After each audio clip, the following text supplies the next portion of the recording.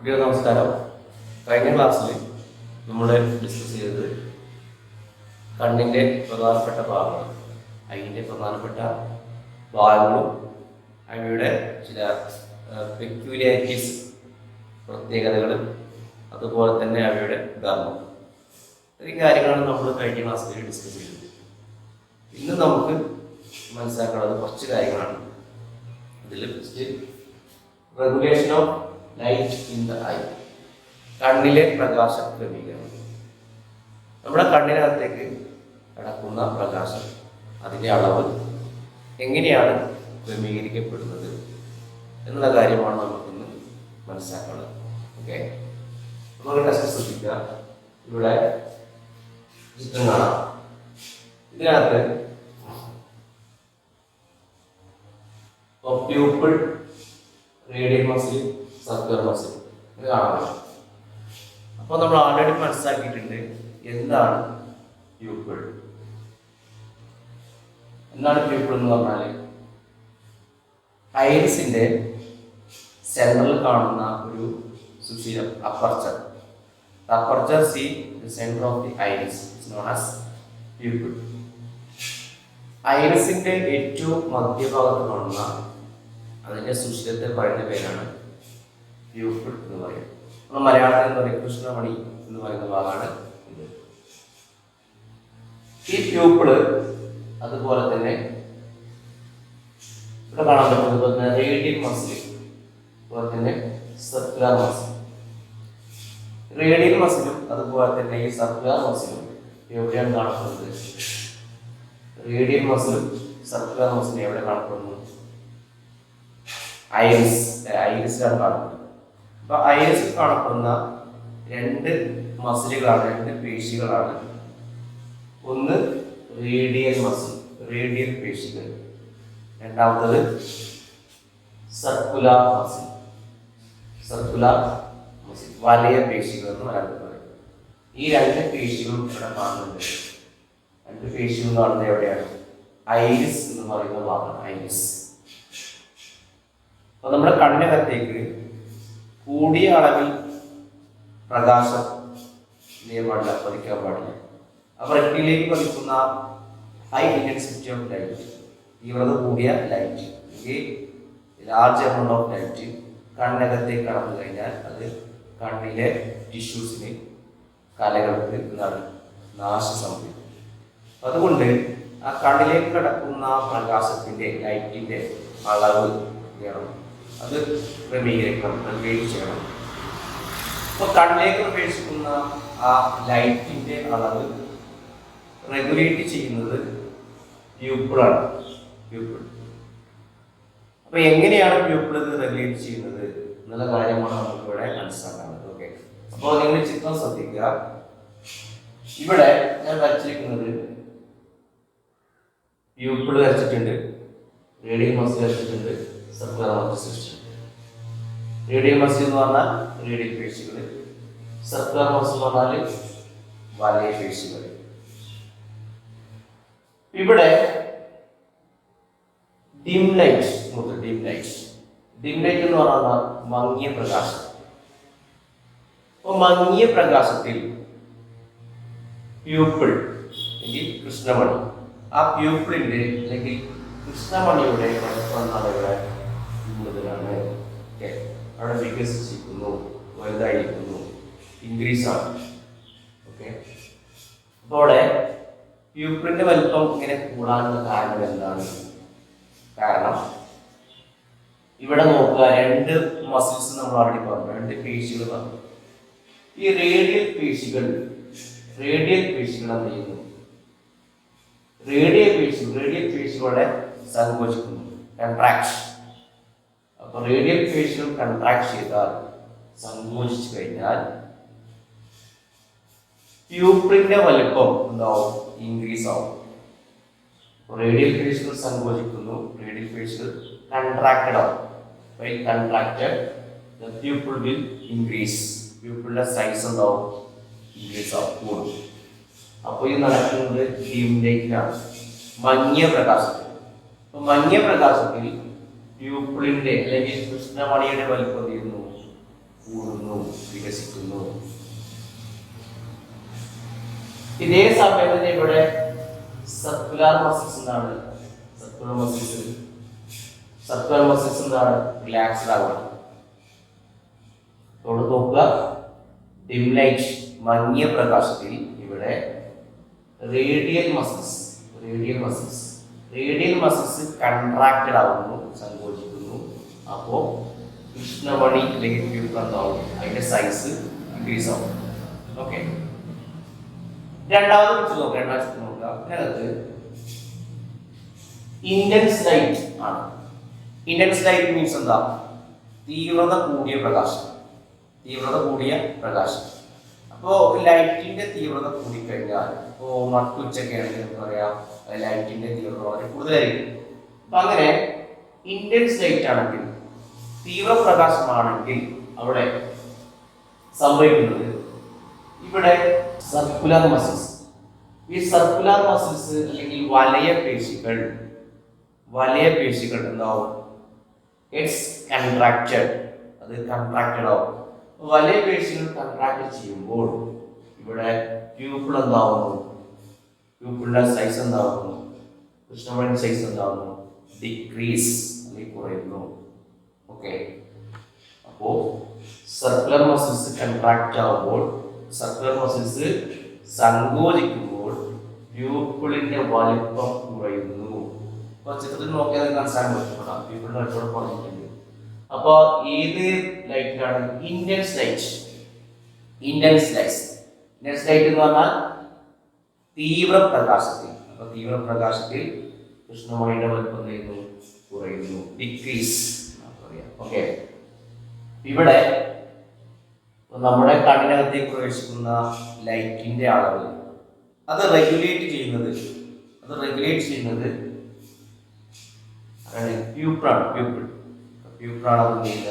ചെയ്യുക.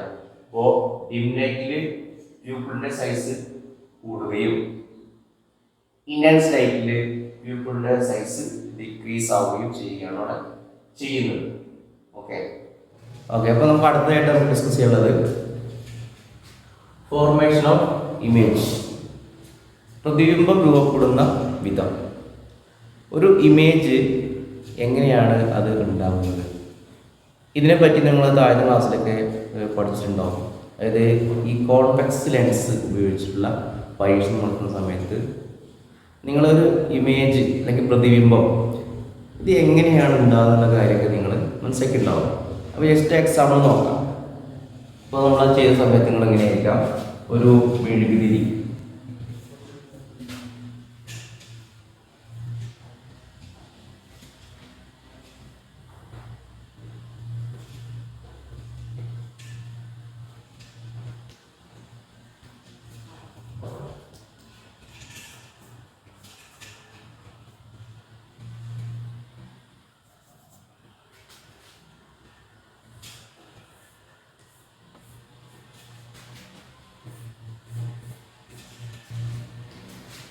ഇവിടെ നോക്കുക, ഇവിടെ ഒരു മെഴുകുതിരി കത്തിച്ചിട്ടുണ്ട്. അതുപോലെ തന്നെ ലെൻസ്. ഈ ലെൻസ് ഏതാണ്? ഈ ലെൻസ് കോൺവെക്സ് ലെൻസാണ്. ലെൻസ് ഏതാണ്? Convex lens. അതുപോലെ തന്നെ അവിടെ സ്ക്രീൻ ഉണ്ട്. സ്ക്രീൻ കാണാൻ പറ്റും. സ്ക്രീൻ.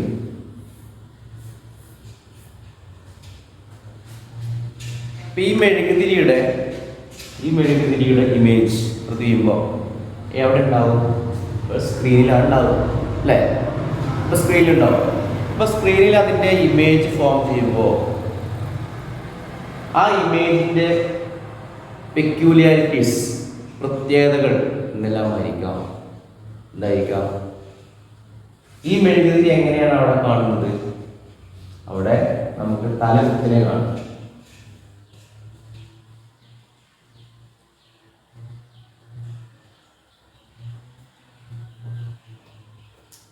ഓക്കെ, ഈ മെഴുകുതിരി എങ്ങനെ കാണും? അവിടെ തലകുത്തനെ കാണും. തലകുത്തനെ എന്നുള്ളത് നമ്മൾ എന്താ പറയും? ഇൻവേർട്ടഡ്. തല കീഴായി കാണുന്നു അല്ലെങ്കിൽ തല കുത്തനെ കാണുന്നു, ഇൻവേർട്ടഡ്. പിന്നെ അടുത്തൊരു പെക്യൂലിയാരിറ്റീസ്, അടുത്ത പ്രത്യേകത എന്ന് പറഞ്ഞാൽ എന്താണ്?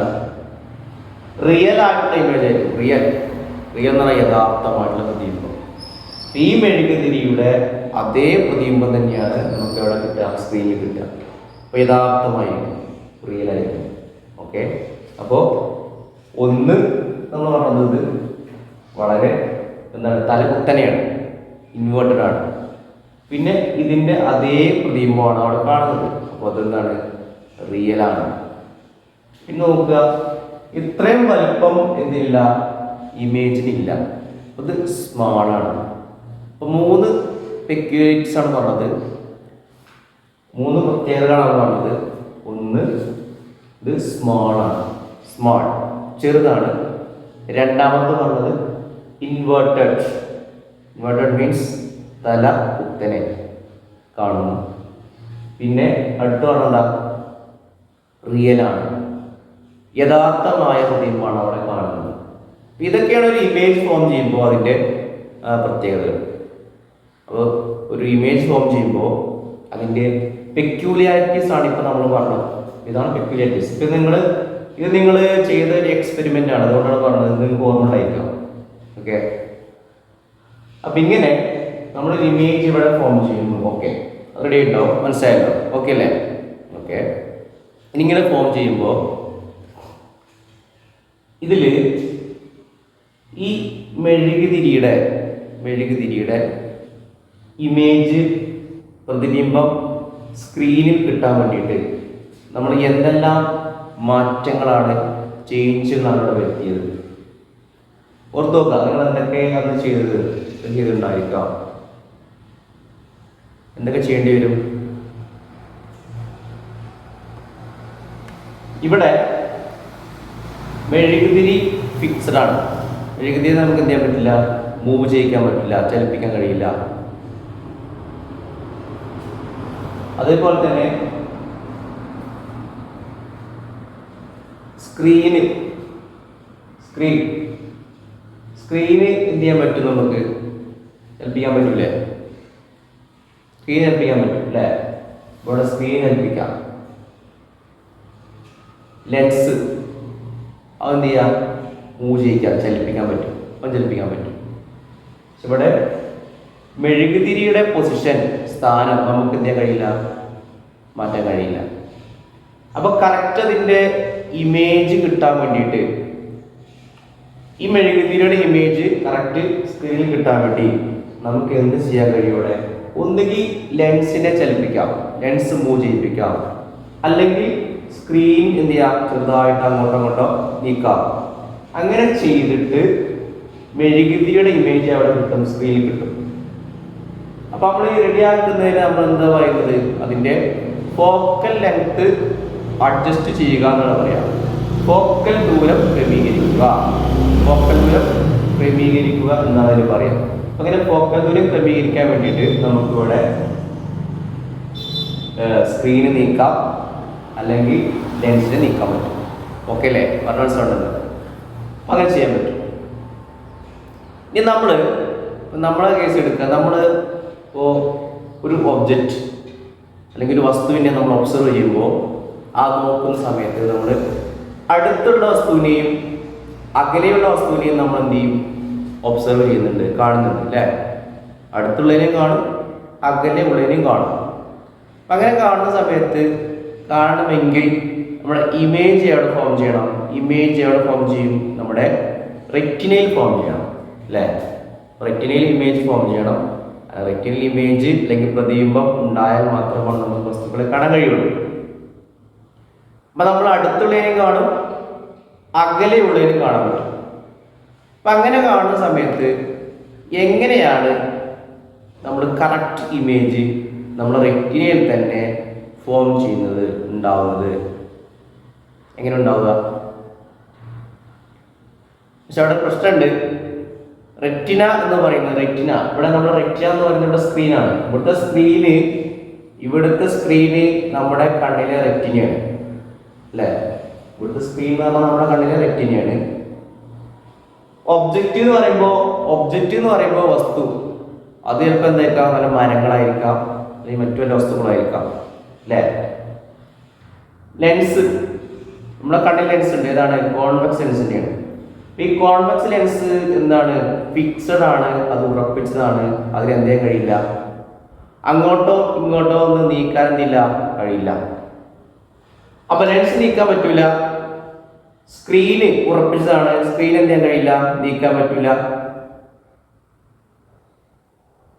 ഇമേജ് അല്ലെങ്കിൽ ഒബ്ജക്റ്റ്, മരമാണ് നമ്മൾ എക്സാമ്പിൾ എടുത്തെങ്കിൽ ആ മരത്തിനെ പോയിട്ട് അങ്ങോട്ടോ അങ്ങോട്ടോ ആക്കാൻ പറ്റൂല, അതൊന്നും നമുക്ക് നീക്കാൻ പറ്റൂല. പക്ഷേ ഇമേജ് അവിടെ ഫോം ചെയ്യണം. ഇമേജ് കറക്റ്റ് റെറ്റിനയിൽ തന്നെ ഫോം ചെയ്യണം അല്ലേ? നമ്മുടെ റെറ്റിനയിൽ തന്നെ ഇമേജ് ഫോം ചെയ്യണം. അത് ഫോം ചെയ്യുന്നുണ്ട്, അതുകൊണ്ടാണ് നമുക്ക് വസ്തുക്കളെ കാണാൻ കഴിയുന്നത്. അപ്പോൾ അതെങ്ങനെ സാധ്യമാകും? ഇതെങ്ങനെ പോസിബിൾ ആവും? അപ്പോൾ അതാണ് നമുക്ക് നോക്കണം, എങ്ങനെ പോസിബിൾ ആവും, എങ്ങനെ സാധ്യമാവും. ഓക്കെ, ഇവിടെ ഒബ്ജക്റ്റ് നീക്കാൻ പറ്റില്ല, ലെൻസ് നീക്കാൻ പറ്റില്ല, അതേപോലെ തന്നെ സ്ക്രീന് റെറ്റിന അതും നീക്കാൻ കഴിയില്ല. പക്ഷേ ഇമേജ് അവിടെ ഫോം ചെയ്യണം, റെറ്റിനയിൽ തന്നെ ഫോം ചെയ്യുകയും വേണം. അങ്ങനെ ഫോം ചെയ്താൽ മാത്രമേ നമുക്ക് വസ്തുക്കളെ, ഒബ്ജക്റ്റിനെ എന്ത് ചെയ്യാൻ പറ്റുള്ളൂ, കാണാൻ കഴിയുള്ളൂ. അപ്പം ഇവിടെ നമുക്ക് ആകെ ചെയ്യാൻ പറ്റുന്നൊരു കാര്യം എന്ന് പറയുന്നത് ലെൻസ് നോക്കുക. ലെൻസ്, ഈ ലെൻസിന്റെ പ്രത്യേകതകളെ കുറിച്ച് നമ്മൾ കഴിഞ്ഞ ക്ലാസ്സിൽ പറയുന്നു. എന്തെല്ലാം പെക്യൂലാരിറ്റീസ് ആണ് ലെൻസിനുള്ളത്? ലെൻസ് എന്ന് പറയുന്നത് വളരെ എന്താണ്, ട്രാൻസ്പാരൻ്റ് ആണ്. പിന്നെ ഇലാസ്റ്റിക്. ഇലാസ്റ്റിക് എന്ന് പറഞ്ഞാൽ എന്താ? ഇലാസ്തികതയുണ്ട്, ഇലാസ്തിക സ്വഭാവമുള്ളതാണ് ലെൻസ്. അപ്പം ലെൻസിൻ്റെ കർവേച്ചർ അല്ലെങ്കിൽ അതിൻ്റെ വക്രത, കർവേച്ചറിൽ അല്ലെങ്കിൽ വക്രതയിൽ എന്ത് ചെയ്യാൻ പറ്റും, നമുക്ക് മാറ്റം വരുത്താൻ കഴിയും അല്ലേ? അപ്പം ലെൻസിൻ്റെ കർവേച്ചറിലോ അല്ലെങ്കിൽ അതിൻ്റെ വക്രതയിലോ നമുക്ക് മാറ്റം വരുത്താൻ കഴിയും. ഓക്കെ, അപ്പോൾ നമുക്കിവിടെ മനസ്സിലാക്കേണ്ട കാര്യം, ഇമേജ് ഫോം ചെയ്യുമ്പോൾ അവിടെ എന്തെല്ലാം മാറ്റങ്ങൾ സംഭവിക്കുന്നുണ്ട്. അപ്പോൾ നമ്മളൊരു വസ്തുവിനെ നോക്കുന്നു, അപ്പോൾ അകലെയുള്ള വസ്തുവിനെ നോക്കുന്നു അല്ലെങ്കിൽ അടുത്തുള്ള വസ്തുവിനെ നോക്കുന്നു. ഇങ്ങനെ നോക്കുന്ന സമയത്ത് ഈ ലെൻസ്, നമ്മുടെ കണ്ണിൽ ലെൻസ്, കോൺവെക്സ് ലെൻസ്, ആ ലെൻസിനും അതുമായി ബന്ധപ്പെട്ട റിലേറ്റഡ് പാർട്സിനും അനുബന്ധ ഭാഗങ്ങൾക്കും എന്തെല്ലാം ചേഞ്ചുകളാണ് സംഭവിക്കുന്നത് എന്ന് നമുക്കൊന്നും എന്ത് ചെയ്യാം, നോക്കാം. ഓക്കെ, അപ്പോൾ ഡിസ്റ്റന്റ് ഒബ്ജക്റ്റിനെയും നിയർ ബൈ ഒബ്ജക്റ്റിനെയും ഒബ്സർവ് ചെയ്യുമ്പോൾ എന്തെല്ലാം ചേഞ്ചുകളാണ് അവിടെ സംഭവിക്കുക? ഒരുപാട് ചേഞ്ചുകൾ സംഭവിക്കുന്നുണ്ട്. അങ്ങനെ ചേഞ്ചുകൾ സംഭവിക്കുന്നതിൻ്റെ ഫലമായിട്ടാണ് നമ്മുടെ ഫോക്കൽ ലെങ്ത് ചെയ്യാൻ കഴിയുന്നത്, ക്രമീകരിക്കാൻ കഴിയുന്നത്, റെഗുലേറ്റ് ചെയ്യാൻ കഴിയുന്നത്. അങ്ങനെ ക്രമീകരിക്കുമ്പോഴാണ് ഇമേജ് എവിടെ ഫോം ചെയ്യുക, റെറ്റിനയിൽ ഫോം ചെയ്യുന്നത്. ഓക്കെ, ക്ലിയറല്ലേ? അപ്പോൾ അത് എങ്ങനെയെല്ലാമാണ് ഈ ഭാഗങ്ങളൊക്കെ ഇത് അഡ്ജസ്റ്റ് ചെയ്യപ്പെടുന്നത് നോക്കാം. അപ്പോൾ നിങ്ങൾ ടെക്സ്റ്റിനകത്തുണ്ട്, അതിൻ്റെ പിക്ചർ ഉണ്ട്. അപ്പോൾ ഒരു മരത്തിനെ നോക്കുന്ന പിക്ചർ കാണാൻ പറ്റും, ഒരു മരത്തിനെ നോക്കുന്ന പിക്ചർ ഉണ്ട്. അപ്പോൾ അകലെയുള്ളൊരു മരം, നമ്മുടെ ഡിസ്റ്റന്റ് ഒബ്ജക്റ്റ്. അതുപോലെ നമ്മൾ പുസ്തകം വായിക്കുമ്പോൾ അത് നിയർ ബൈ ഒബ്ജക്റ്റ് ആണ്. പുസ്തകം വായിക്കുമ്പോൾ പുസ്തകം അടുത്ത് പിടിച്ച് വായിക്കണം, അപ്പോൾ അത് നിയർ ബൈ ഒബ്ജക്റ്റ്. അപ്പോൾ മരത്തിനെ നോക്കുകയാണെങ്കിൽ, അപ്പോൾ ദൂരെയുള്ള മരത്തിനെ അതേ നോക്കുന്ന സമയത്ത് അതൊരു ഡിസ്റ്റന്റ് ഒബ്ജക്റ്റ് ആണ്. പക്ഷെ ഇത് രണ്ടും നമുക്ക് എന്ത് ചെയ്യാൻ പറ്റും, കാണാൻ പറ്റും. അകലെയുള്ള വസ്തുവിനെയും കാണാൻ പറ്റും, അടുത്തുള്ള വസ്തുവിനെ നമുക്ക് കാണാൻ പറ്റും. അങ്ങനെ കാണാൻ പറ്റണമെങ്കിൽ പറഞ്ഞ പോലെ ഇമേജ് കറക്റ്റ് എവിടെ ഫോം ചെയ്യണം, റെറ്റിനയിൽ ഫോം ചെയ്യണം. പ്രതിബിംബം നമ്മുടെ റെറ്റിനയിൽ അല്ലെങ്കിൽ ദൃഷ്ടിപഥത്തിൽ എന്ത് ചെയ്യണം, ഫോം ചെയ്യേണ്ടതുണ്ട്. ഓക്കെ, അപ്പം ഇനി നമുക്ക് ആ എക്സാമ്പിളിലേക്ക് പോകാം. ഇപ്പോൾ ടെസ്റ്റിലെ എക്സാമ്പിൾ കൊടുത്തിട്ടുണ്ട്, ഒരു മരത്തിനെ നോക്കുന്നതും അതേപോലെ തന്നെ ഒരു പുസ്തകം വായിക്കുന്നതും. ഇത് പരീക്ഷയ്ക്ക് ചോദിക്കാറുണ്ട്. അപ്പോൾ രണ്ടും പട്ടിക തിരിച്ച് എഴുതാൻ ചോദിക്കാറുണ്ട്. അപ്പോൾ അത് വ്യക്തമായിട്ട് എന്ത് ചെയ്യണം, മനസ്സിലാക്കണം. ഓക്കെ, അപ്പോൾ ശ്രദ്ധിക്കുക കേട്ടോ, ശ്രദ്ധിക്കുക. ഇവിടെ കാണാൻ പറ്റും near objects means while viewing near by objects. While viewing near by object എന്ന് വെച്ചാൽ അടുത്തുള്ള വസ്തുവിനെ നോക്കുമ്പോൾ എന്തെല്ലാം മാറ്റം ഉണ്ടാകുന്നുണ്ട് നോക്കുക. ഒന്ന്, സീലിയറി മസിൽസ് കൺട്രാക്ട്.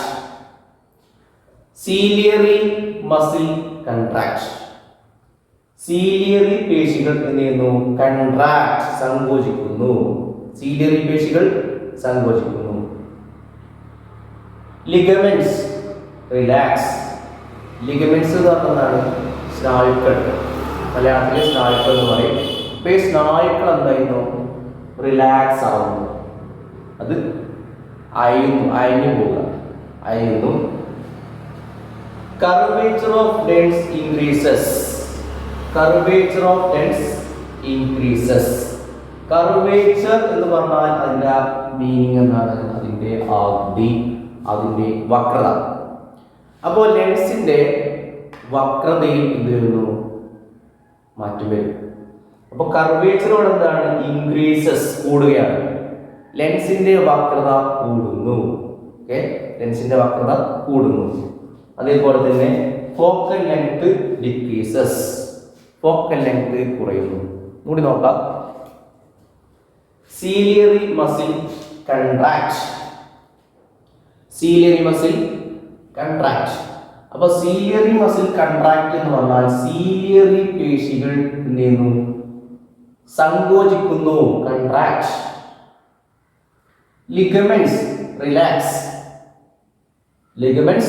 റിലാക്സ്. അപ്പൊ ലിഗമെന്റ്സ് റിലാക്സ് എന്ന് പറഞ്ഞാൽ അർത്ഥം എന്താ? ലിഗമെന്റ് എന്ന് പറഞ്ഞാൽ സ്നായുക്കൾ പഠിച്ചിട്ടുണ്ട്, ചരട് പോലുള്ള ഭാഗങ്ങൾ, അതാണ് ലിഗമെന്റ്സ്. ആ ലിഗമെന്റ്സ് എന്തോ റിലാക്സ്, അത് റിലാക്സ് ആവുന്നു. പിന്നെ കർവേച്ചർ ഓഫ് ലെൻസ് ഇൻക്രീസസ്. അപ്പൊ കർവേച്ചർ എന്ന് പറഞ്ഞാൽ അതിന്റെ വക്രതയാണ്, അതിന്റെ ഷേപ്പാണ് ഉദ്ദേശിക്കുന്നത്. അപ്പോൾ സാധാരണ ലെൻസ് എന്ന് പറയുമ്പോൾ ലെൻസിന്റെ ആകൃതിയിൽ ചെറിയ മാറ്റങ്ങളൊക്കെ വരുത്താൻ പറ്റും. ഇങ്ങനെ ലെൻസ് ആണെങ്കിൽ ആ ലെൻസ് ജസ്റ്റ് ഇങ്ങനെ വന്നാൽ, കുറച്ച് ഇങ്ങനെ ആകൃതി ഇങ്ങനെ വന്നാൽ, അപ്പൊ ഇതിന്റെ കർവേച്ചർ എന്താണ്? അതിന്റെ ആകൃതി എന്തായി? അത് കൂടി, അല്ലേ? കുറച്ച് ഇങ്ങനെയാണെങ്കിലോ അതിന്റെ കർവേച്ചർ കുറഞ്ഞു. ഓക്കെ, അപ്പൊ അതാണ് ഉദ്ദേശിക്കുന്നത്. ഇവിടെ എന്ത് സംഭവിക്കുന്നത്? Curvature of lens increases. Curvature of lens increases. ലെൻസിന്റെ വക്രത കൂടുന്നു. Then focal length decreases. അടുത്തുള്ള വസ്തുവിനെ നോക്കുമ്പോൾ ഫോക്കൽ ദൂരം കുറയുന്നു. അപ്പോ ഇത്രയും കാര്യങ്ങളാണ് ഒരു അടുത്തുള്ള വസ്തുവിനെ നോക്കുമ്പോൾ while viewing nearby objects. അടുത്തുള്ള വസ്തുവിനെ നോക്കുമ്പോൾ ഉണ്ടാകുന്ന മാറ്റങ്ങളാണ് പറഞ്ഞത്. വളരെ ഇമ്പോർട്ടൻ്റ് ആണ്, പരീക്ഷ ചോദിക്കാറുണ്ട്. അപ്പൊ ഈ 4 പോയിന്റ്സ് ചെയ്യാം, മനസ്സിലാക്കിയെടുക്കാം. അടുത്തായിട്ട് പറയാൻ പോകുന്നത് while viewing distant objects. എന്നുവെച്ചാൽ എന്താ? അകലെയുള്ള വസ്തുക്കളെ നോക്കുമ്പോൾ എന്തെല്ലാം മാറ്റങ്ങളാണ് ലെൻസിനും അനുബന്ധ ഭാഗങ്ങൾക്കും, ലെൻസിനും അതിൻ്റെ റിലേറ്റഡ് ആയിട്ടുള്ള പാർട്സിനും സംഭവിക്കുന്നത് എന്നുള്ളതാണ് ഇവിടെ പറയുന്നത് കേട്ടോ. അല്ലെ, ഫസ്റ്റ് പോയിന്റ് നോക്കുക. Ciliary muscle relax.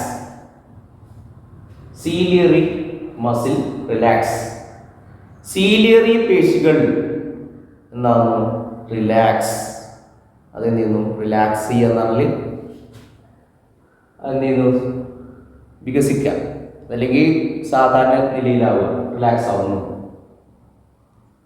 പിന്നെ അല്ലെങ്കിൽ അയയുന്നു എന്ന് പറയട്ടോ, അയഞ്ഞു പോകുന്നു. പിന്നെ ലിഗമെന്റ്സ് സ്ട്രെച്ച്. സ്നായുക്കൾ സ്ട്രെച്ച് കാരണം എന്താ? വലിഞ്ഞു മുറുക. അപ്പൊ ലെൻസ് ഇങ്ങനെ ആവില്ലേ? ലെൻസ് ഇങ്ങനെ ആവുന്നു. അപ്പൊ അവിടെ സ്നായുക്കൾ എന്താകുന്നു? ഒന്ന് വലിയും. ആ സൈക്കിള് അല്ലെങ്കിൽ ലിഗമെന്റ് എന്താവും, ഒന്ന് വലിഞ്ഞു മുറുകും. അതാണ് ഉദ്ദേശിച്ചത്, stretch. Curvature of lens decreases. Curvature of lens decreases. അപ്പോൾ അവിടെ നോക്കുക, ആ ലെൻസിന്റെ കർവേച്ചർ എന്തായി, കുറഞ്ഞില്ലേ? എങ്ങനെയാണ് വന്നത്? ഇത്രേ ഉള്ളൂ ലെൻസിന്റെ കർവേച്ചർ. അപ്പൊ കർവേച്ചർ ഓഫ് ലെൻസ് ഡിക്രീസസ് എന്ന് വെച്ചാല് ലെൻസിന്റെ വക്രത കുറയുന്നു. ലെൻസിന്റെ വക്രത കുറയുന്നു. അതാണ് പറയുന്നത് കർവേച്ചർ ഓഫ് ലെൻസ് ഡിക്രീസസ് എന്ന് പറയുന്നത്. പിന്നെ focal length increases. Focal length increases. Focal ദൂരം കൂടുന്നു. ഫോക്കൽ ദൂരം കൂടുന്നു. അപ്പൊ ഇതാണ് നമ്മൾ ഒരു വസ്തുവിനെ, ഒരു ഒബ്ജക്റ്റിനെ നോക്കുന്ന സമയത്ത് അടുത്തുള്ള വസ്തുവിനെ നോക്കുമ്പോഴും അകലെയുള്ള വസ്തുവിനെ നോക്കുമ്പോഴും വരുന്ന പ്രധാനപ്പെട്ട ചേഞ്ചുകളാണ്, മാറ്റങ്ങളാണ് ഈ പറഞ്ഞത്. ഓക്കെ, അപ്പൊ നമുക്ക് ഒന്നുകൂടെ നോക്കാം. ഇതിലെങ്ങനെ നമുക്ക് പ്രത്യേകിച്ച് ശ്രദ്ധിക്കേണ്ട കാര്യം എന്താണെന്ന് നോക്കാം. ഇവിടെ നോക്കുക, ഇവിടെ പ്രധാനമായിട്ടും ഈ ലെൻസിന്റെ കർവേച്ചറിൽ നല്ല മാറ്റം സംഭവിക്കുന്നുണ്ട്. ലെൻസിന്റെ കർവേച്ചറിലാണ് മാറ്റം സംഭവിക്കുന്നത്. പ്രധാനപ്പെട്ട ഒരു മാറ്റമാണത്. ഇപ്പോൾ നോക്കുക, curvature of lens increases. Curvature of lens increases. അതെപ്പോഴാണ് കർവേച്ചർ ഓഫ് ലെൻസ് ഇൻക്രീസസ്? ലെൻസിന്റെ വക്രത കൂടുന്നു. അപ്പോൾ അടുത്തുള്ള വസ്തുവിനെ നോക്കുമ്പോൾ, while viewing near by object, അടുത്തുള്ള വസ്തുവിനെ നോക്കുമ്പോഴാണ് ലെൻസിന്റെ വക്രത കൂടുന്നത്. ഇനി ഡിസ്റ്റന്റ് ഒബ്ജക്റ്റിനെ നോക്കുന്ന സമയത്ത്, വൈൽ വ്യൂവിംഗ് ഡിസ്റ്റന്റ് ഒബ്ജക്റ്റ്, അകലെയുള്ള വസ്തുവിനെയാണ് നോക്കുന്നതെങ്കിൽ ഇത് സംഭവിക്കുന്നുണ്ട്, curvature of lens decreases. Curvature of lens decreases. ലെൻസിന്റെ വക്രത കുറയുന്നു. ഓക്കെ, അടുത്തുള്ള വസ്തുവിനെ നോക്കുമ്പോൾ, അകലെയുള്ള വസ്തുവിനെ നോക്കുമ്പോൾ ലെൻസിന്റെ വക്രത എന്ത് ചെയ്യുന്നു, കുറയുന്നു. പിന്നെ അടുത്ത് നോക്കുക, ഫോക്കൽ ലെങ്ത്. ഇത് നോക്കുക, അപ്പൊ അടുത്തുള്ള വസ്തുക്കളെയാണെങ്കിൽ, അടുത്തുള്ളതാണെങ്കിൽ ഫോക്കൽ ലെങ്ത് എന്ത് ചെയ്യുന്നു, കുറയുന്നു. അകലെയുള്ളതാവുമ്പോൾ ഫോക്കൽ ലെങ്ത് കൂടുന്നു. അപ്പൊ ഇത് മനസ്സിലാക്കേണ്ട കാര്യം, അകലെയുള്ളതാണെങ്കിൽ ഫോക്കൽ ദൂരം കൂടുന്നു, അടുത്തുള്ളതാണെങ്കിൽ ഫോക്കൽ ദൂരം കുറയുന്നു. അതേപോലെ തന്നെ പഠിച്ചാൽ അകലെ ആവുമ്പോൾ ഫോക്കൽ ദൂരം കൂടും, അടുത്താവുമ്പോൾ ഫോക്കൽ ദൂരം കുറയും, അല്ലേ? Then ciliary muscles contract. ഇവിടെ സീലിയറി പേശികൾ സങ്കോചിക്കുന്നു. ഇവിടെ സീലിയറി പേശികൾ എന്താവും, റിലാക്സ് ആവുകയാണ് ചെയ്യുന്നത്. പിന്നെ ഇവിടെ ലിഗമെന്റ്സ് റിലാക്സ്. ലിഗമെന്റ്സ് റിലാക്സ്, കാരണം ലെൻസ് ഇങ്ങനെ വരില്ലേ, ലെൻസ് ഇങ്ങനെ ആവുന്ന സമയത്ത് ഇവിടെ ലിഗമെന്റ് ഒക്കെ എന്ത് ചെയ്യും, ഒന്ന് റിലാക്സ് ആവും. ഉണ്ടാവും, ഒന്ന് അയഞ്ഞു പോകും.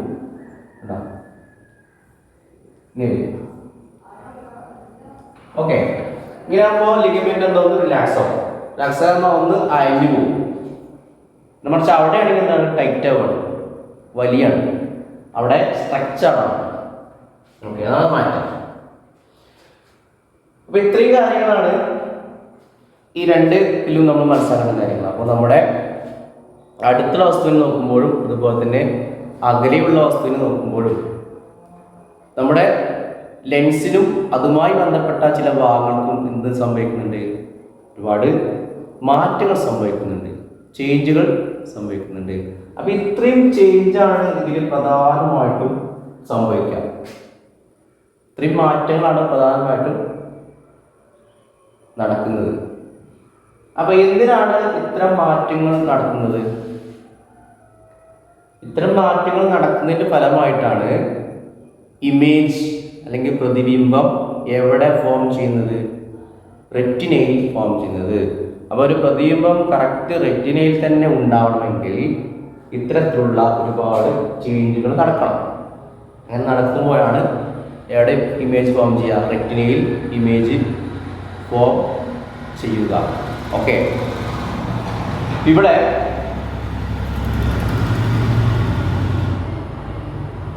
നമ്മൾ മനസ്സിലാക്കേണ്ട മറ്റൊരു കാര്യം എന്ന് പറയുന്നത്, ഓക്കെ അല്ലേ? ഓക്കെ ആണല്ലോ? ഇവിടെ നമ്മൾ മനസ്സിലാക്കേണ്ട മറ്റൊരു കാര്യം എന്ന് പറയുമ്പോൾ, ഈ ഇമേജ് റെറ്റിനയിൽ ഫോം ചെയ്യുന്നതിൽ പ്രധാന പങ്ക് വഹിക്കുന്ന ആള് ഒന്ന് ലെൻസ് തന്നെയാണ്. ലെൻസിന്റെ ഷേപ്പ് ഉണ്ട്, അങ്ങനെ ഷേപ്പൊക്കെ മാറുന്നുണ്ട്, കർവേച്ചർ മാറുന്നുണ്ട്. അപ്പം ഇങ്ങനെ നമ്മുടെ ഒബ്ജക്റ്റിന്റെ ഡിസ്റ്റൻസ് അനുസരിച്ച് നമ്മുടെ കണ്ണിൽ നിന്നും നമ്മുടെ ഐയിൽ നിന്നും എത്ര അകലമുണ്ടോ ഒബ്ജക്റ്റിന്, ആ ഡിസ്റ്റൻസിനനുസരിച്ചിട്ട് കർവേച്ചർ എന്ന് പറഞ്ഞാൽ വക്രത. കർവേച്ചർ എന്ന് പറഞ്ഞാൽ വക്രത. അപ്പൊ ആ കർവേച്ചറിൽ എന്ത് ചെയ്യുന്നു, ചില മാറ്റങ്ങൾ വരുത്തും. അപ്പൊ ആ കർവേച്ചറിൽ മാറ്റം വരുത്തി നമ്മുടെ ഇമേജ് എവിടെ ഫോം ചെയ്യും, റെക്റ്റിയിൽ തന്നെ ഫോം ചെയ്യും. അപ്പൊ അങ്ങനെ ഫോം ചെയ്യാൻ കാരണം കർവേച്ചർ ഓഫ് ലെൻസ്, കർവേച്ചർ എന്തെങ്കിലും ചേഞ്ച് ചെയ്യാൻ പറ്റും. അങ്ങനെ കർവേച്ചർ ചേഞ്ച് ചെയ്ത് ഫോക്കൽ ലെങ്ത് എന്ത് ചെയ്യാൻ പറ്റും, ഫോക്കൽ ലെങ്ത് ക്രമീകരിക്കാൻ പറ്റും അല്ലേ. അങ്ങനെ ഫോക്കൽ ലെങ്ത് ക്രമീകരിച്ച് റെറ്റിനയിൽ തന്നെ ഇമേജ് എന്ത് ചെയ്യും, ഫോം ചെയ്യും. ഫസ്റ്റ് ശ്രദ്ധിക്കുക, എത്ര ഡിസ്റ്റൻസ് ആണോ കണ്ണിൽ നിന്നുള്ളത് അതനുസരിച്ചിട്ട് കർവേച്ചർ ഓഫ് ലെൻസ് ലെൻസിന്റെ വക്രതയിൽ മാറ്റം വരുത്തും. അങ്ങനെ ലെൻസിന്റെ വക്രതയിൽ മാറ്റം വരുത്തി ഫോക്കൽ ലെങ്ത് അല്ലെങ്കിൽ ഫോക്കൽ ദൂരം എന്ത് ചെയ്യാൻ പറ്റുന്നു, ക്രമീകരിക്കപ്പെടുന്നു. അത് ക്രമീകരിക്കപ്പെടുന്നത് നമ്മുടെ എത്ര ദൂരമുണ്ടോ ഒബ്ജക്റ്റിന് കണ്ണിൽ നിന്ന് അതിനനുസരിച്ചിട്ടാണ്. അങ്ങനെ ഇമേജ് എവിടെ ഫോം ചെയ്യും, റെറ്റിനയിൽ തന്നെ ഫോം ചെയ്യും. അപ്പൊ അങ്ങനെ ഇങ്ങനെ റെറ്റിനയിൽ തന്നെ ഇമേജ് ഫോം ചെയ്യിക്കാനുള്ള കണ്ണിന്റെ ഈ എബിലിറ്റിയെ പറയുന്ന പേരാണ് പവർ ഓഫ് അക്കോമഡേഷൻ, അല്ലെങ്കിൽ സമഞ്ജന ക്ഷമത എന്ന് പറയും.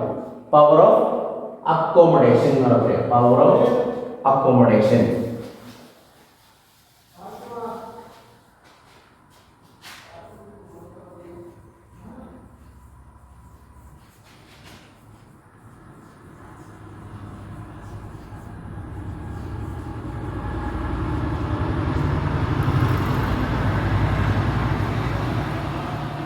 Power of accommodation.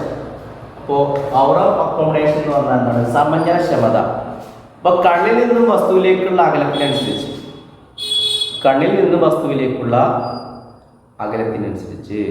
ഇപ്പോൾ കണ്ണിൽ നിന്ന് വസ്തുവിലേക്ക് കുറച്ച് അകലെയായിരിക്കാം, അല്ലെങ്കിൽ എന്തായിരിക്കും കുറേ അകലം ഉണ്ടായിരിക്കും, കൂടുതൽ അകലം ഉണ്ടാവും. അപ്പോൾ അതിനൊക്കെ അനുസരിച്ചിട്ട് ലെൻസിന്റെ വക്രതയിൽ മാറ്റം വരുത്തുക. അപ്പോൾ ലെൻസിന്റെ ആകൃതി, കർവേച്ചർ, ആ കർവേച്ചറിൽ മാറ്റം വരുത്തി ഫോക്കൽ ദൂരം ക്രമീകരിക്കും. അങ്ങനെ ഫോക്കൽ ദൂരം ക്രമീകരിച്ച് പ്രതിബിംബം അല്ലെങ്കിൽ ഇമേജ് എവിടെ ഫോം ചെയ്യും, റെറ്റിനയിൽ ഫോം ചെയ്യും. അങ്ങനെ ഫോം ചെയ്യിക്കാനുള്ള ഒരു എബിലിറ്റിയാണ് പവർ ഓഫ് അക്കോമഡേഷൻ എന്ന് പറയുന്നത്. നമ്മൾ സിമ്പിളായിട്ട് പറയുകയാണെങ്കിൽ നമ്മുടെ കണ്ണിൻ്റെ കഴിവാണത്, കണ്ണിൻ്റെ എബിലിറ്റിയാണ്. അതായത് എന്താണ് എബിലിറ്റി, കണ്ണിൽ നിന്ന് വസ്തുവിലേക്കുള്ള അകലത്തിനനുസരിച്ച്, ഇപ്പോൾ കണ്ണിൽ നിന്ന് വസ്തുവിലേക്കുള്ള അകലത്തിനനുസരിച്ച് ലെൻസിന്റെ വക്രതയിൽ മാറ്റം വരുത്തി ഫോക്കൽ ദൂരം അല്ലെങ്കിൽ ഫോക്കൽ ലെങ്ത് ആ ഫോക്കൽ ലെങ്ത് ക്രമീകരിക്കാനുള്ള കണ്ണിൻ്റെ ഒരു കഴിവാണ്, എബിലിറ്റിയാണ് എന്ന് പറയാ പവർ ഓഫ് അക്കോമഡേഷൻ, അല്ലെങ്കിൽ എന്ന് പറയും സമഞ്ജനക്ഷമത എന്ന് പറയും. ഓക്കെ, ക്ലിയർ ആയല്ലോ? അപ്പോൾ ഇതാണ് പവർ ഓഫ് അക്കോമഡേഷൻ. അപ്പോൾ നമ്മളത് കണ്ണിൻ്റെ ഒരു കഴിവാണത്. അപ്പോൾ ആ പവർ ഓഫ് അക്കോമഡേഷൻ ഉള്ളത് കൊണ്ടാണ് നമുക്കിങ്ങനെ ഫോക്കൽ ദൂരമൊക്കെ ക്രമീകരിച്ച് ഇമേജ് അല്ലെങ്കിൽ പ്രതിബിംബം എവിടെ ഉണ്ടാവാൻ കഴിയുന്നത്, രൂപീകരിക്കാൻ കഴിയുന്നത്, ഫോം ചെയ്യുന്നത്, റെറ്റിനയിൽ ഫോം ചെയ്യുന്നത്. ഓക്കെ, അപ്പോൾ അതാണ് ശ്രദ്ധിക്കേണ്ട കാര്യം. അപ്പോൾ എക്സാമിന് ഇത് ചോദിക്കാറുണ്ട്, വളരെ പ്രധാനപ്പെട്ട ഒരു ക്വസ്റ്റ്യനാണ്. അപ്പോൾ ഇതിൽ എക്സാം തരുമ്പോൾ ഈ 8 പോയിന്റ്സ് തന്നിട്ട് അത് നമ്മൾ പട്ടികയാക്കിയിട്ട് എഴുതാൻ പറയും, 2 കോളമാക്കിയിട്ട് എഴുതാൻ പറയും. അപ്പം നിങ്ങൾക്ക് കറക്റ്റായിട്ട് അറിയണം ഡിസ്റ്റന്റ് ഒബ്ജക്റ്റിൽ നോക്കുമ്പോൾ എന്തെല്ലാമാണ് മാറ്റങ്ങൾ, അപ്പോൾ അതിൽ നിയർ ബൈ ഒബ്ജക്റ്റ് ഏതൊക്കെ മാറ്റങ്ങൾ ഉള്ള കാര്യങ്ങൾ, അടുത്തുള്ള വസ്തുവിനെ കാണുമ്പോൾ എന്തെല്ലാം മാറ്റങ്ങളാണ് സംഭവിക്കുന്നത്, അതേപോലെ അകലെയുള്ള വസ്തുവിനെ നോക്കുമ്പോൾ എന്തെല്ലാം മാറ്റങ്ങൾ സംഭവിക്കുന്നുണ്ട് എന്ന് നമുക്കറിയണം. ഓക്കെ, അപ്പോൾ പറഞ്ഞ ക്ലിയർ ആണല്ലോ കുട്ടികളെ? അപ്പോൾ ഇതാണ് ശ്രദ്ധിക്കേണ്ട കാര്യം കേട്ടോ. അപ്പോൾ നമ്മൾ ഡിസ്കസ് ചെയ്ത കാര്യം എന്താണ്? ഡിസ്കസ് ചെയ്ത കാര്യങ്ങൾ എന്താണ് ഇവിടെ ഡിസ്കസ് ചെയ്തത്? ഒന്ന്, ഫോർമേഷൻ ഓഫ് ഇമേജ് ഫോർമേഷൻ അല്ലേ. അപ്പോൾ ഒരു ഇമേജ് ഫോം ചെയ്യുമ്പോൾ അതിൻ്റെ പ്രത്യേകതകൾ എന്തെല്ലാമാണ്? Peculiarities of image formation. ഒരു ഇമേജ് ഫോർമേഷൻ്റെ പ്രത്യേകതകൾ എന്തെല്ലാമാണ്? അതിൽ പ്രധാനപ്പെട്ടത് ഒന്ന് സ്മാളായിരിക്കും അല്ലേ, സ്മാളാണ്. പിന്നെന്താണ്? റിയലാണ്. പിന്നെ inverted. Small, real and inverted. ചെറുതായിരിക്കും, യഥാർത്ഥമായിരിക്കും, തല കീഴായിരിക്കും. ഇതാണ് ഒരു ഇമേജ് ഫോം ചെയ്യുമ്പോൾ അതിൻ്റെ പ്രധാനപ്പെട്ട പെക്യൂലിയാരിറ്റീസ് എന്ന് പറയാം. ഇനി പിന്നെ നമ്മൾ ഡിസ്കസ് ചെയ്തത് എക്സ്പെരിമെൻ്റ് ആണ്. അതിലൊരു ഇമേജ് എങ്ങനെയാണ് കറക്റ്റായിട്ട് നമ്മൾ ഇതിനെ ഫോം ചെയ്തത് എന്നുള്ള കാര്യമാണ് നമ്മൾ മനസ്സിലാക്കിയത്. പിന്നെ നമ്മൾ മനസ്സിലാക്കി while viewing near by object and while viewing distant object. അകലെയുള്ള വസ്തുവിനെ നോക്കുമ്പോഴും അതേപോലെ തന്നെ അടുത്തുള്ള വസ്തുവിനെ നോക്കുമ്പോഴും എന്തെല്ലാം മാറ്റങ്ങളാണ് ലെൻസിന് അതുപോലെ തന്നെ അതുമായി ബന്ധപ്പെട്ട ഭാഗങ്ങൾക്ക് സംഭവിക്കുന്നത്. ഇത്രയും മാറ്റങ്ങളാണ് അവിടെ സംഭവിക്കുന്നത്. ഇത്രയും മാറ്റങ്ങൾ അവിടെ എന്ത് ചെയ്യുന്നുണ്ട്? സംഭവിക്കുന്നുണ്ട്. ഓക്കെ,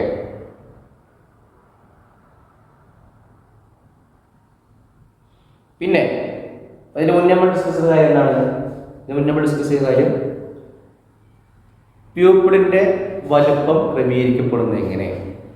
അപ്പോൾ ഇൻറ്റൻസിറ്റി ഓഫ് ലൈറ്റ് നല്ല ഇൻറ്റൻസിറ്റിയിലും അതുപോലെ തന്നെ ഡിം ലൈറ്റിലും പ്യൂപ്പിളിൻ്റെ സൈസ് എന്ത് ചെയ്യും? കൂടുകയും കുറയുകയും ചെയ്യും. ഇൻക്രീസ് ആൻഡ് ഡിക്രീസ് ആവും അല്ലേ, കൂടുകയും കുറയുകയും ചെയ്യും. അപ്പോൾ അത് ചെയ്യാനുള്ള കാരണം അവിടെയുള്ള 2 മസിൽസാണ്, circular muscles and radial muscles. ഇപ്പോൾ സർക്കുലർ പേശി അല്ലെങ്കിൽ വലയ പേശികളുടെയും റേഡിയൽ പേശികളുടെയും പ്രവർത്തന ഫലമായിട്ടാണ് പ്യൂപ്പിളിൻ്റെ വലിപ്പം എന്ത് ചെയ്യുന്നത്? ക്രമീകരിക്കപ്പെടുന്നത്.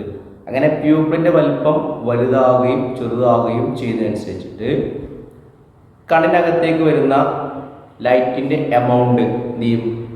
റെഗുലേറ്റ് ചെയ്യപ്പെടുന്നു. അപ്പോൾ കണ്ണിനകത്തേക്ക് പ്രവേശിക്കുന്ന പ്രകാശത്തിൻ്റെ അളവ് എന്ത് ചെയ്യും? ക്രമീകരിക്കപ്പെടുന്നു എന്നുള്ള കാര്യമാണ് നമ്മൾ ചെയ്യുന്നത് മനസ്സിലാക്കിയത്. ഓക്കെ, ഇത്രയും പറഞ്ഞ കാര്യങ്ങൾ ഓക്കെ ആണല്ലോ? ഓക്കെ, അപ്പോൾ ഇത്രയും പറഞ്ഞ കാര്യങ്ങൾ കൃത്യമായിട്ട് ടെക്സ്റ്റിൽ നോക്കിയിട്ട് ആ ചിത്രം കൂടി നിങ്ങൾ ഒബ്സർവ് ചെയ്യണം. ആ ചിത്രം കൂടി ഒബ്സർവ് ചെയ്യുമ്പോഴാണ് നമുക്ക് ഇതിൻ്റെ പൂർണ്ണമായിട്ടുള്ളൊരു നമുക്ക് മനസ്സിലാവുള്ളൂ. ഓക്കെ, അപ്പോൾ ഈ ഫോർമേഷൻ ഓഫ് ഇമേജുമായി ബന്ധപ്പെട്ട് പ്രതിബിംബം രൂപീകരിക്കുന്ന വിധം എങ്ങനെയാണെന്ന് ബന്ധപ്പെട്ടുള്ള കുറച്ച് കാര്യങ്ങളാണ് പറഞ്ഞത്. അല്ലെങ്കിൽ പറഞ്ഞ പോയിന്റ്സുകളൊക്കെ ഒന്നുകൂടി നോട്ട് ചെയ്യുക, ശ്രദ്ധിക്കുക. ഓക്കെ, ഇത്രയും കാര്യങ്ങൾ അതുമായി നമുക്ക് ശ്രദ്ധിക്കാനുള്ളത്. അപ്പോൾ എന്ത് ചെയ്യുക, ഇത് ഒന്ന് ശ്രദ്ധിച്ച് വായിച്ച് ഒന്ന് മനസ്സിലാക്കുക. പിന്നെ ബാക്കിയുള്ള കാര്യങ്ങൾ നമുക്ക് എന്ത് ചെയ്യും? നമുക്ക് അടുത്ത ക്ലാസ്സിൽ നമുക്ക് എന്ത് ചെയ്യും? ഇതിൻ്റെ ബാക്കി ഭാഗങ്ങൾ നമ്മൾ ഡിസ്കസ് ചെയ്യും. Okay, thank you.